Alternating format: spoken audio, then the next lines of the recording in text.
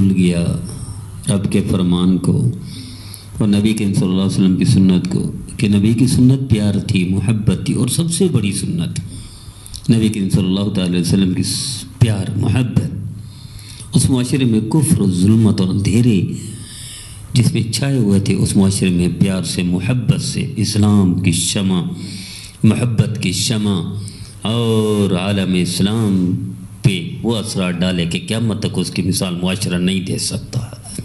آج کا جدید معاشرہ بھی شرمندہ ہے اس معاشرے کے سامنے۔ محبت کہ جتنا بھی گناہ گار تھے، جتنا بھی سیاکار تھے، سارے گناہوں کا کوئی ذکر نہ ہوتا اور عام معافی کا اعلان ہوتا، اور بلکہ اسلام کی ابتدا یہی ہے کہ اسلام یادم کر دیتا ہے، گناہ ختم کر دیتا ہے۔ جو گناہ کیے، زنا، شراب، چوری، ڈاکہ، غیبت، جھوٹ، فریب، لوٹ مار، سب ختم، اسلام قبول کر لیا۔ اس اسلام قبول، جو اسلام، لفظ اسلام سے ہی ساری زندگی کے گناہ ختم ہو جاتے ہیں، اس اسلام والے آج گناہ بخشنے کے لیے، معاف کرنے کے لیے مسلمان کو تیار نہیں ہے۔ کتنا نیچے گر گیا مسلمان آج کا، کہ اسلام کی شان کیا تھی؟ زندگی بھر کا زنا، چوری، ڈاکہ سب ختم، اسلام قبول کر لیا۔ لیکن جو اسلام قبول کر کے اندر آ جاتے ہیں، وہ کہتے ہیں نہیں، یہ مجرم ہے، یہ بدکار ہے، یہ سیاکار ہے، یہ جہنمی ہے، یہ کافر بن گیا۔ ارے بھائی، کوئی منطقی بات کرو، کوئی فلسفے کی بات کرو، کوئی عقل کی بات کرو بھائی، کوئی اللہ کے رسول کی فرمانبرداری کی بات چلا دو، کوئی محبت کی بات چلا دو۔ اللہ نہیں کہہ رہا کہ اگر تو شروع اور سخت ہوتے تو یہ اسلام قبول نہ کرتے، آپ کی محبت نے ان کو اسلام کلمہ پڑھنے پر مجبور کر دیا۔ کیوں نہیں سمجھتا آج کا مسلمان کہ مسلک کی نفرت، پارٹی کی نفرت، سلسلوں کی نفرت، اس نفرت نے تتر بتر کر دیا، انتشار کا شکار کر دیا، امت مسلمہ کو کمزور تر کمزور، دن بدن کمزور ہو رہی ہے۔ اللہ کو نہیں یاد کرتے میرے عزیزو۔ ایک روایت میں پڑھا، مقدسی رحمۃ اللہ علیہ لکھتے ہیں کتاب التوابین میں شاید، کہ ہمیشہ 400 سال کا گناہ گار تھا، بدکار سگا چہرہ، 400 سال، اور زندگی کے آخری لمحات میں بخار آ گیا۔ اس بخار میں جو تکلیف پہنچی، اس بخار کی تکلیف کی وجہ سے اللہ نے 400 سال کے گناہ معاف کر کے اس کو جنت کا حقدار ٹھہرا دیا۔ اور ہم ایک گناہ کہ ہمارے مسلک کا نہیں جہنمی ہے، ہماری پارٹی کا نہیں تو جہنمی ہے، ہمارے گروہ کا نہیں تو جہنمی ہے، ہمارے سلسلے کا نہیں تو جہنمی ہے، ہمارے مسلک کا نہیں تو کافر ہے، ہمارے سلسلے کا نہیں تو کافر ہے۔ کیا ہو گیا اس قوم کو، اس امت کو؟ بھول گئے اسلام، لفظ اسلام سلامتی تھی، اس میں کفر کہاں سے آ گیا؟ لفظ اسلام سلامتی تھی، اس میں جہنم کہاں سے آ گئی؟ لفظ اسلام سلامتی تھی، اس میں نفرت کہاں سے آ گئی؟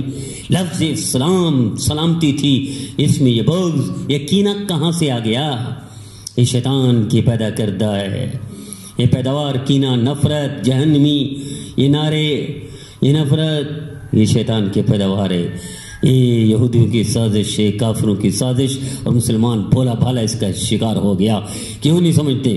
زندگی بھر کا گنہگار بدکار، موسی صلی اللہ علیہ وسلم کہہ رہے ہیں نکل جاؤ بدکار، جس نے زندگی بھر میرے رب کو نافرمان کیا۔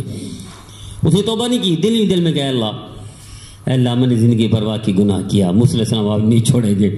اللہ نے اسی وقت اس کو معاف کر کے، اس کی معافی کے بدلے اللہ نے بارش عطا فرما دی، جو مدتوں سے بارش نہیں آئی تھی۔ تیرا رب اتنا کریم ہے، اور تو اتنا سخت دل، پتھر دل، ظالم بن گیا کہ تو مسلمان کو معاف کرنے کے لیے تیار نہیں۔